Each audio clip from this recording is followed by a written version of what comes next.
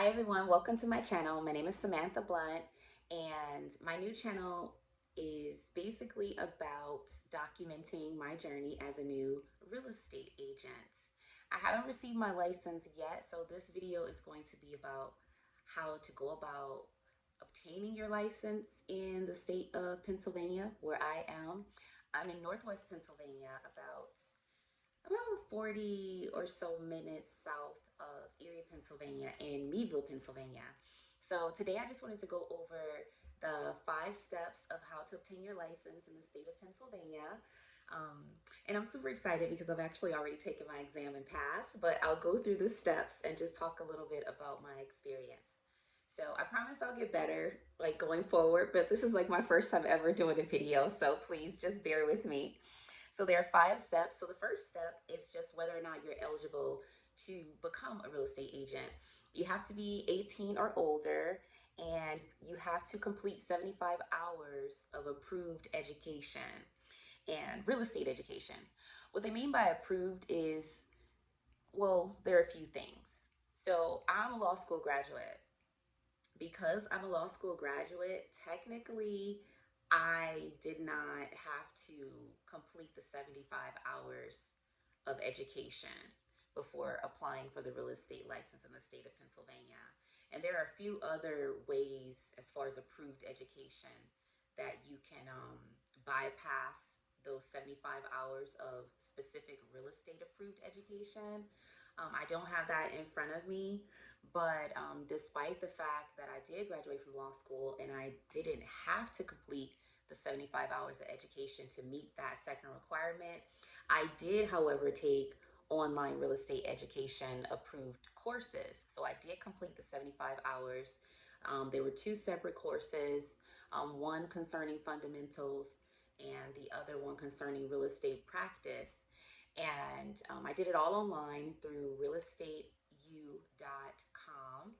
And it was very convenient, very easy to follow, very affordable. And at the end of each course, you get a certificate. On the certificate, it shows the score that you received in the course. Um, and once you finish the 2 courses, they also had modules to help prep you for the actual exams. And in the state of Pennsylvania, you have 2 exams. You have your national exam you have to take, and you have your state exam that you have to take. And I'll go further into detail concerning those 2 tests in a moment. So the second part, actually, I kind of mentioned this, is to pass the exam. So after you take your 2 courses and you get your certificates, then you have to sit for your 2 exams, your state and your national. No, so here's the thing: before, you can't just like pass the 2 courses and then like schedule an appointment and take your exam. You have to go through Clara, and there's this site, Clara. You go through there, you submit your 2 certificates from your 2 courses, and you have to wait to be approved in order to register to take the exam. Once you get that email confirming your approval, then they direct you to Pearson View for you to schedule your exam. And with that, so I live in Meadville, which is a small city that only has a population of like 11,000 people. The nearest major city, which is the third largest city in Pennsylvania, is Erie, Pennsylvania. About, as I mentioned, it's about 40 minutes north of me. And so usually people will have to go to Erie to take the exam. But for me, when I went to register through Pearson View to take the exam, I passed the test like on the 22nd of May, I think, or something like that.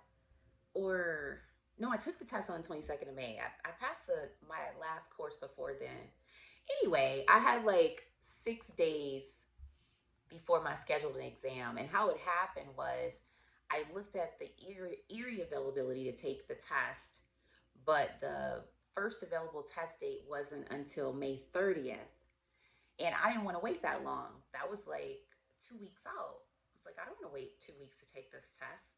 And so then I pulled up 2 other neighboring cities. But the 2 other neighboring cities were also like 50 miles away and like an hour away. And so the second best option was a city called Oil City in Pennsylvania. And it was like 55 minutes away, but I didn't care because Erie only had the one day in May available, which was May 30th. Oil City had like 2 days from the date that I was looking to, looking at the availability. And I was like, whoa, that's too soon. I need more than 2 days to prepare. And so I chose a day that was like 5 or 6 days out from that, that ended up falling on a Monday. And so I chose that date, um, registered for the test for that date. And when you register, you have the option of scheduling both of your exams consecutively back to back, or scheduling one exam for one day, one exam for another day, or one exam in the morning, one exam in the afternoon. Because I was driving almost an hour just to complete these exams, and God willing, I was going to pass on the first attempt. I was just like, I'm not scheduling these exams with a gap. I am going to schedule these exams consecutively, back to back. And I'm definitely not driving an hour, take a test, drive an hour back home, and then like come back another day to take the other tests, especially considering the state exam is only an hour long versus the national exam was 2.5 hours long. So it was like, I'm just not going to do that. I'm just going to knock them both out at the same on the same day. So you have to register for them separately. So you make sure you register for the state. You make sure you register for the national exam. I took the national exam first, and then the state exam second. I started testing on test day at 9 o'clock. And as far as the test goes, I felt like the practice exams were harder than the actual tests. The national exam, I finished with over an hour left, and it scared me. I was like, I either got 100% on this test or I got a complete F.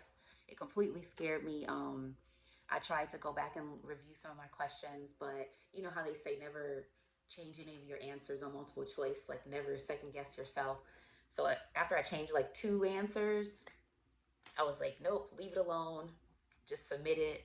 And so I submitted it and I did good on the national. I got a 91 on the national, and you get your results immediately. You do not have to wait for your results. As soon as you press that submit button, they have a survey at the end they want you to take. You raise your hand for the proctor to come and get you, and she's already got a printout of your results, and voila, you see if you passed or if you failed. And so I passed, which was great motivation to just take a 15-minute break and move on to the state exam. The state exam, if I had to rank them, was a little harder than the national exam. I definitely did not have as much cushion with that hour time limit as I had with the national exam. So I only had maybe like 7 minutes or so to spare once I completed all the questions and looked back a little bit. So no room to play around, or second guess yourself. And I did pretty well on the state exam as well.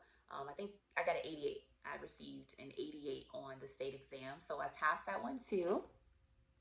And so that's the second step. So the first step is make sure you're eligible, which is be 18 and take the 75 hours of approved real estate education. And then the second was pass the exams. And so the next step, step number three after you pass, is find a brokerage, a broker. So I was fortunate because before I ever even started preparing for the exam, I was approached by a friend who I had worked with in the past in purchasing real